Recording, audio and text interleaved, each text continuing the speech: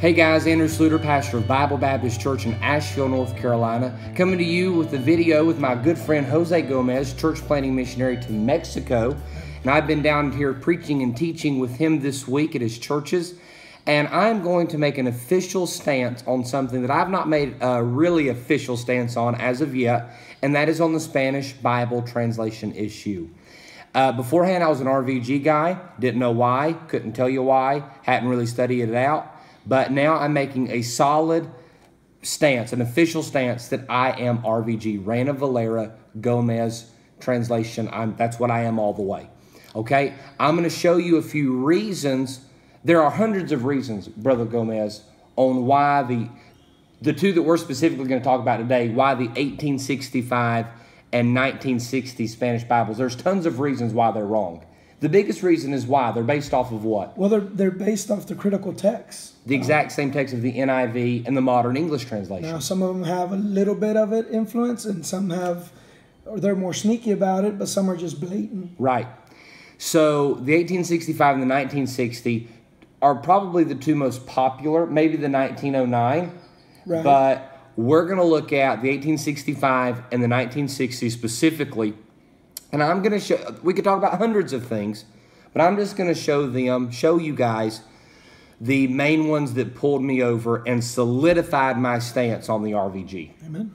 And I'm also going to show you why there's no way in the world I would ever support anybody ever that is using the 1960 and the 1865. The first one, this is like the first one that got me to really thinking about it and really showed me that, you know what, this is not just a gray area or just this is a pretty cut and dry thing. Proverbs 11:30. He that winneth souls is wise. Okay? He that winneth souls is wise. Now, brother, I was talking to a missionary who told me that the 1865 contains an advanced revelation in the Spanish Bible. Here's what it is. The 1865 uses the word, instead of win, he that winneth souls, it uses the word cazar. Now, brother, what is the Spanish word cazar? Cazar means to hunt. To hunt. Okay? To hunt. The RVG uses the word ganar. What does the word ganar mean in Spanish? It's to win. To win. I knew both of these. It is so obvious that the RVG is correct in ganar instead of cazar, to hunt. But this is supposedly an advanced revelation. It's not an advanced revelation. It's a mistranslation. It's an error. It's a blatant error. A blatant error. And you can't explain it, so you have to use advanced revelation. Yeah, amen. So that kind of got me to thinking. So we started looking at other ones. Well, through this week, we've really been studying and looking. We've spent hours comparing and looking, and he was showing me all the problems. This was a big one, a really big one. The 1865 and the 1960. In Isaiah 14:12, talking about the fall of Lucifer, it doesn't call him Lucifer, it calls him Lucero. Lucero, which is a light. A light, which means light.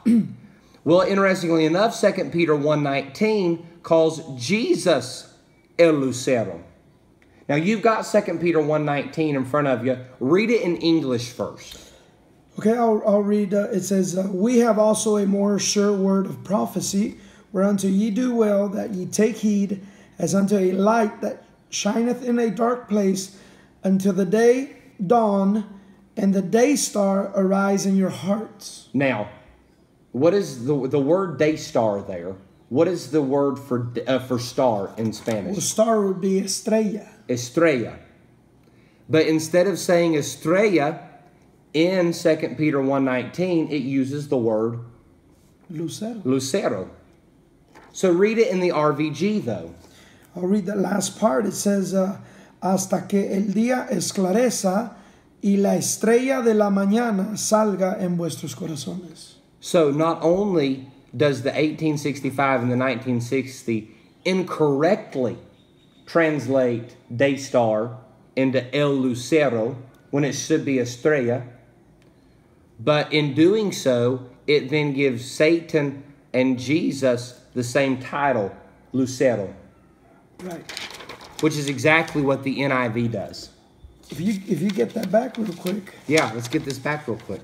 Lucero You said something about the only Spanish Bible. Yeah, oh, I'm getting to that right now. Okay, Yeah. go ahead.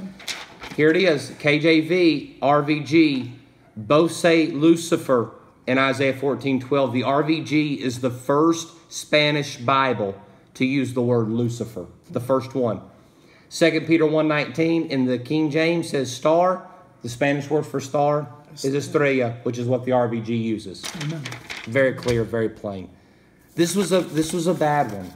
Good one for everybody who is not saved. This is good for everybody who's not saved. If you're a soul winner, this has to hurt. Yeah, this hurts.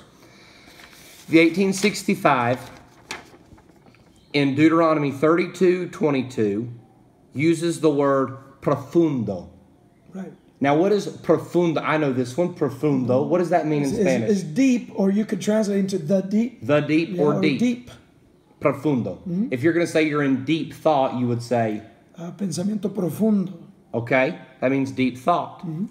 The King James uses the word hail there. Hail. Now, it gets better, quote unquote better, or worse, we should say.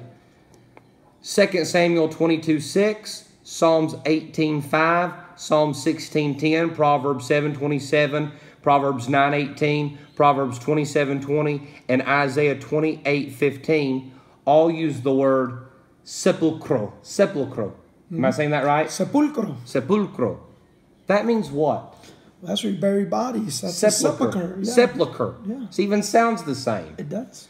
The KJV uses the word hell there. It's unbelievable. It gets worse. It gets worse. The 1865 uses in Proverbs 15:24. It uses the word sema. What is sema, brother? Well, it's like the edge of a deep place or crevice, or Yeah, like in the earth. Yeah. Deals with the earth. Sema. The KJV uses the word hail. This is the worst. This is the weirdest. Habakkuk 2:5 uses the Spanish 1865 says "O serio su alma."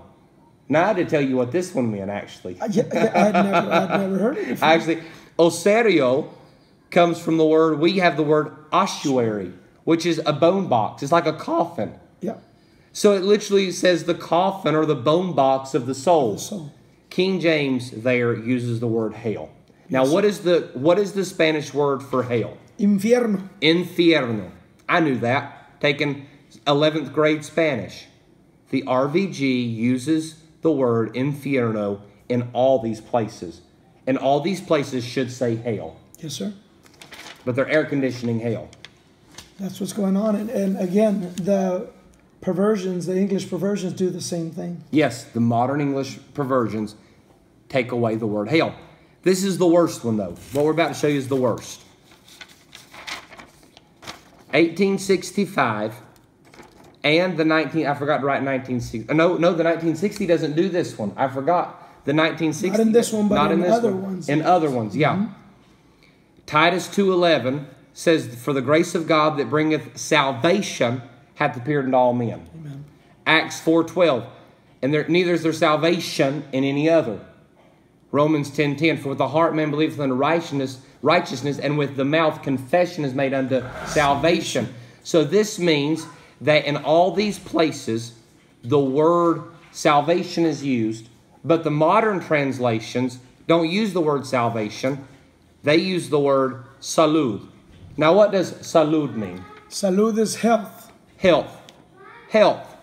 There's no way in the world that you get salvation out of health. There's not. I mean, there's just you can't. And the RVG uses the word salvación. Well, you told me this now. When two people are drinking tequila, Yeah, that's how they say. They say salud. so they're not saying Drink. salvation. No. And people have argued, well, that's the old word for salvation in Spanish. Well, it may be, but we're talking about what's the closest to the King James. And the closest to the King James is the RVG. In fact, it's not even close. It's what it says. Salvation. The last one here. This is bad. This is really, really bad. 1960. Now, the 1865 doesn't say this as far as I know. Right. But the 1960, which is the one that all the fundamentalists use, says 1 Peter 2:2. Why don't you read it really quick? Read it in English. Okay, so First Peter 2:2, as newborn babes, desire the sincere milk of the word, that ye may grow thereby. Okay? Now the end of the 1960, the end of that verse, as that you may grow thereby, para salvación. Para salvación means what? That means unto salvation. Unto salvation, or for salvation. Mm-hmm. Now here's the thing, folks. The RVG doesn't contain that phrase, and the King James doesn't contain that phrase. They completely added that in. Yes, sir. And here's the amazing thing. This teaches a work salvation, and yet people will still defend the 1960 over the RVG. Well, they defend it by saying that you can grow in your salvation. That's not what it says. But the thing, it doesn't say in, it says para. Para. Which is for. Yeah. Unbelievable. Here's the thing, folks. I mean, this is an official ministerial stance that I'm taking. My ministry, the guys I support, the people I'm going to associate with, I want them to be RVG. I'm going RVG. I've been RVG, but I didn't really know why. Now I'm making an official stance. There are some guys who are using a revised 1602 that claim. I've never looked at the 1602. You've never looked at the 1602. Not the revised. Not the revised one. There's evidently a revised one, and I was told that there's only about 10% difference between the RVG and the 1602. Who knows? As of right now, though, well, as of permanently, I'm RVG, and as of right now, I'm okay with somebody who might be 1602. We're just going to try to win them over to our side. Amen. But as far as 1865, 1960, I'm not supporting anybody like that uses those translations. And if you're a pastor, you need to call any Spanish-speaking ministry that you're supporting, and you need to ask them if they're using the RVG. If they're not, you need to send them this video and do your own study. Find out we could have talked about hundreds of other places, hundreds. Well, let me add this, brother. Add this. You're either King James or you're not. Yes. And so to say advanced revelation, that would mean their Bible is right and the King James is wrong. Mm-hmm.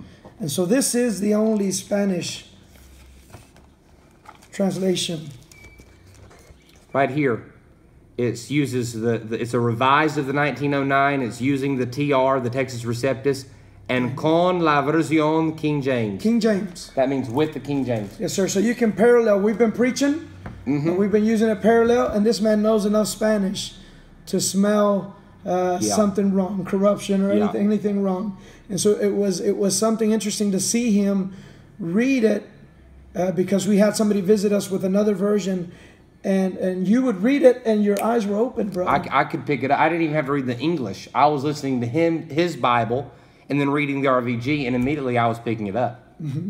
So you need to do your own study. If you're a pastor, send this video to your Spanish-speaking missionaries or any Spanish-speaking ministry you're supporting. Ask them if they're using the RVG. If they're not, send them this video. Ask them, why are you not? If they still refuse to say, you know what, we're going to use this, I don't care what, you say, you might want to consider just dropping them. Pray about it. Pray about it. Because I'm telling you, the RVG is the closest thing to the King James Bible in Spanish.